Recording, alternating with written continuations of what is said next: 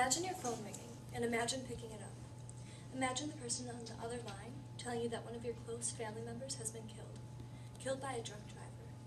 This was the case for Diane Daniels late last February. She lost her son and almost lost her husband in a drunk driving crash. According to CDC.gov, in 2014, 9,967 people were killed in alcohol-impaired driving crashes, accounting for nearly one-third of all traffic-related deaths in the United States. This statistic is one of the many reasons that this topic must be addressed. Maybe you've been personally affected by drunk driving, or you know somebody who has. Either way, this is a serious issue in today's society that must be dealt with because so many people have been affected by the issue, and it also affects you. Drinking and driving is an inexcusable action because it is hazardous and dangerous. However, there are various ways to avoid drunk driving and attack the issue. I'm very interested in helping to stop the issue of driving while intoxicated. I know that Corey already gave you a speech about the danger behind drunk driving. However, as you can see, it is obviously an important issue that must be addressed, so I will be reiterating the danger behind drunk driving today. To begin, I am sure that many of you know this fact, but the average person metabolizes alcohol at the rate of about 1 drink per hour, according to mad.org. Going off of that, CDC.gov explains that an average person at 4 alcohol drinks per hour will most likely be at a blood alcohol concentration of 0.08%, which, as you probably know, is the legal limit for driving in the Minnesota area. At a BAC of 0.08%, there are many effects on the body, such as impaired judgment, perception, and muscle coordination. This fact is important because these typical effects would greatly affect an individual if they were to get into a car and drive. College students, so all of you guys, may often find yourselves in drinking environments.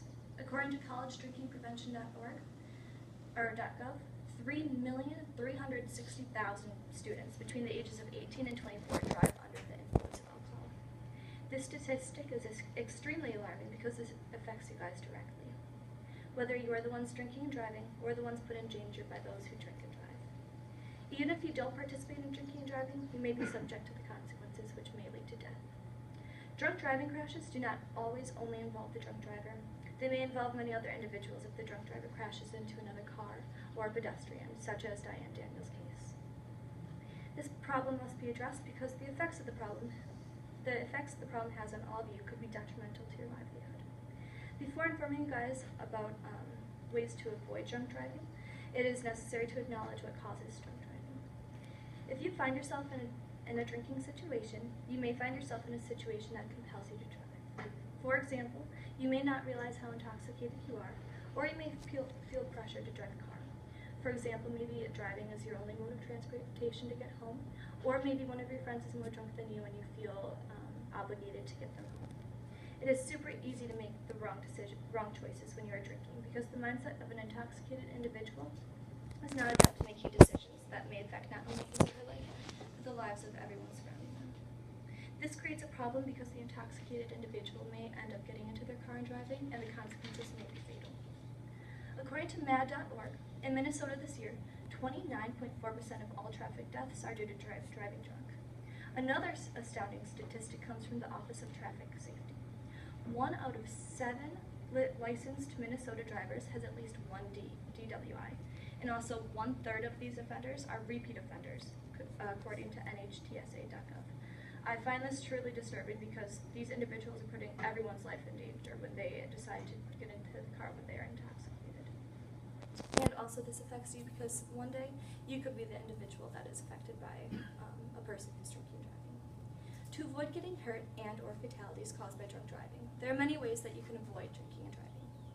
To begin, recognizing that you are not putting only your life, but everyone else's life in danger is the first step. Also, CDC.gov gives great advice that you may already know but should truly follow. Before drinking, you should designate a driver. I know a lot of my friends designate DDs because they know that they're going to be drinking and they might not have a ride home and they know that they want to get home safe. Next, don't let your friends drive drunk. Talk to them and provide other options of getting home. My roommate actually yelled at a kid the other night because he was planning on getting into a car while he was obviously intoxicated, and she made sure that he did not get into his car, and she also made sure that he had a safe ride home because she recognized that if he were to get into his car, the consequences could have been completely fatal. And also, don't get into a car with a drunk driver. Also, one of my friends he said he was drinking, but he had a safe ride home. Yet his driver was also intoxicated, and this is just as bad as he himself driving. Also, you could call an Uber. That is an easy thing to do in the cities. It's very convenient and easy to do. And lastly, if you wish to make a big difference in this problem, contact your state representative or someone of influence and encourage them to create more policies and enforce the drinking and driving laws. For example, bring up the issue of the repeat DWI offenses and explain why it is a problem and why it needs to be fixed. Harvard.edu explains that these policies and enforcements reduce drinking and driving among college students, which is why this is so important. All of these things are easy to do and will help to keep everyone around you safe. So what do I hope for you to take from this speech? I hope that you are now more aware of the problem of drinking and driving. Drinking and driving is an inexcusable action because it is hazardous and dangerous. However, there are various ways to avoid drinking and driving, and there are various ways to attack the issue. Now, as a last thought, imagine you are drinking and choose to drive a car, even though you know that you are too drunk to drive.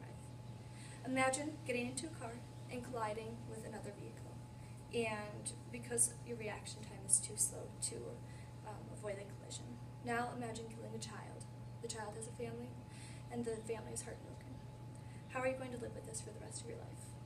Thank you.